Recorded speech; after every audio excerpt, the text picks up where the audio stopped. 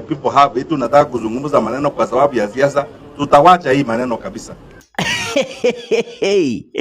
Guys, Fred Okengo Matiang'I ametupilia madai ya Rigathi Gachagua kudimandi kwamba yeye asitumie Jubilee Party.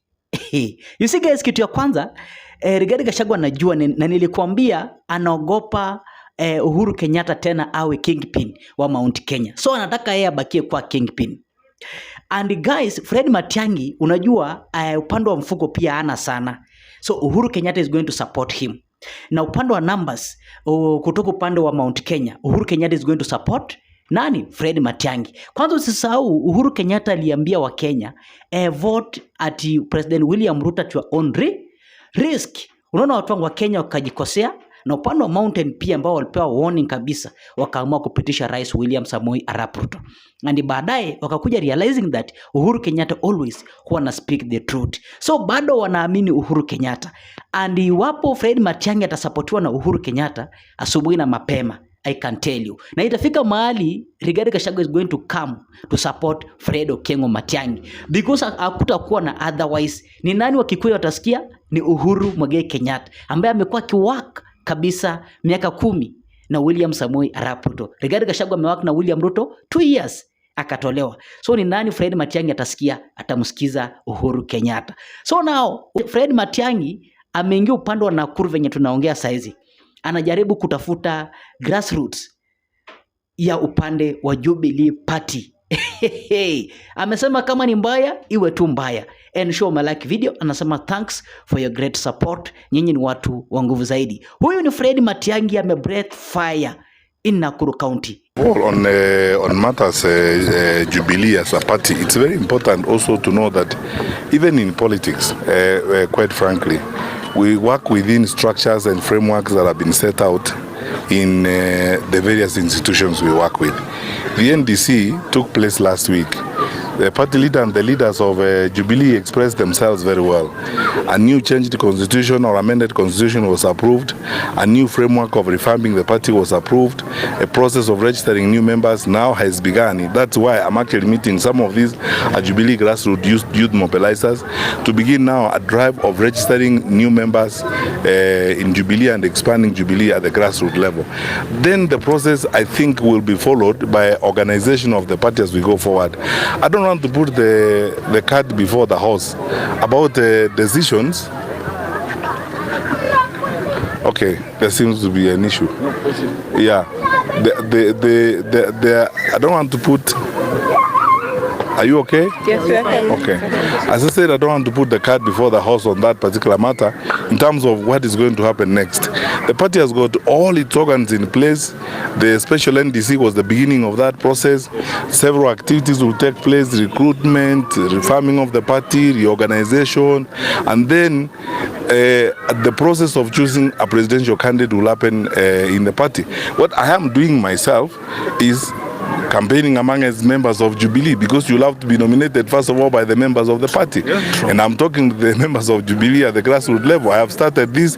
This is the first of a series of 47 such meetings I'm going to have across the country. I'm going to meet Jubilee members in every county in Kenya, go to every villages where I can find members of Jubilee.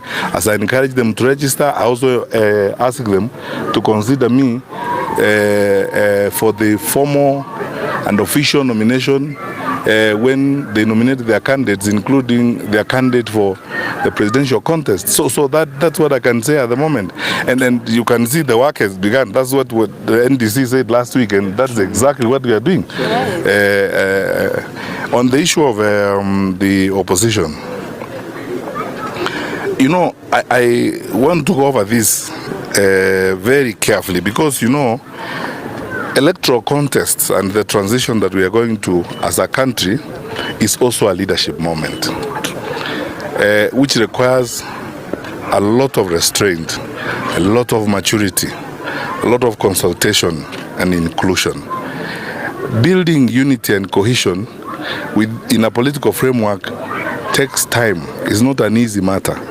If you reflect, for those of you who are here, President Mwai Kibaki, Charity Ngilu, the late Michael Wamalwa Kijana, Mheshimiwa Raila Odinga, and all those who are involved in forming NAC. It just didn't happen suddenly. It took time. It's a long and painstaking exercise of building alignment of visions, alignment of perspectives, convincing one another, and building cohesion and bringing people together. These matters are weighty issues. You're talking about the leadership of the nation, individuals and parties and groups that come from diverse backgrounds, that sit down over long periods of time to argue and even harmonize their perspectives to get to a point where they say, okay, this is the platform now we have agreed on, and this is the way we are going to go forward, and this is how our team is going to look like. So that patience that is required is exactly required now. You know, I've said in other environments before that our patience will be tested, our perseverance will be tested, our sense of patriotism will be tested, but we must overcome those temptations and work together, because the people of Kenya expect that their leaders will work together. So I don't want to go into, because the infrastructure we have in the opposition is already actually laid out. We have two conveners of the team, Honorable Martha Karua and Honorable Kalonzo Musyoka. We have an official spokesperson who heads the secretaries now, the Honorable Dr. Muhisa Kitui. And then the other structures that already have been set up, the Honorable Kipruto Kirwa heads the coalition building committee, and he has drawn in a lot of other people and leaders from other walks of life. It's an institution, so we have to act in an institutionalized manner. So one thing I will not do, to be frank with you, is I cannot speak on the sidelines of that infrastructure when I do not have the authority of the conveners or the authority of the spokesperson to address certain matters. And these leaders at the right time will address these issues. But everyone knows this, and I've pointed this out. This is a journey that we are walking, and this is what will test our political maturity. It will test our leadership skills, our sense of inclusion, and our patience.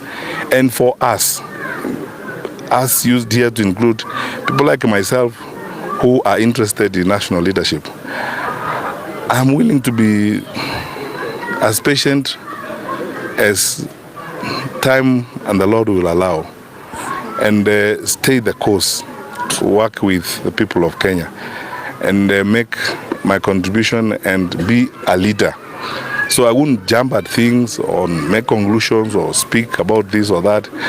The arguments you see are actually good if you look at them from a positive point of view. Just imagine if we were in a country where the thinking of one person rules the day and is the way everyone goes. Fortunately, and thank God, we chose democracy, and because we are a democratic environment, no leader can choose a party for another leader, and no leader can choose a leader for the people of Kenya. So it's a democratic process that is going on. It will get us time to get there, all of us, but we will get there. I mean, have no fear at all. I have faith, I'm confident we will get there. And we will deal with this with the requisite maturity, the requisite discipline, sense of restraint, and respect for each other's opinions. Because that is the only way we are going to build Kenya. There is never going to be a time we will not have difference of opinion, because look at the diversity of our country. And that diversity, even political diversity, is itself actually a huge plus for us. That's where we are Kenya. That's where we are in this wonderful country. We're blessed to be here. We have this country where a multiplicity of political perspectives exist. And from time to time, we will have differences of opinions, then arguments, then we will sit around the table and call each other together, speak to each other as brothers and sisters, resolve them, and identify the development challenges we have to face and do for our people.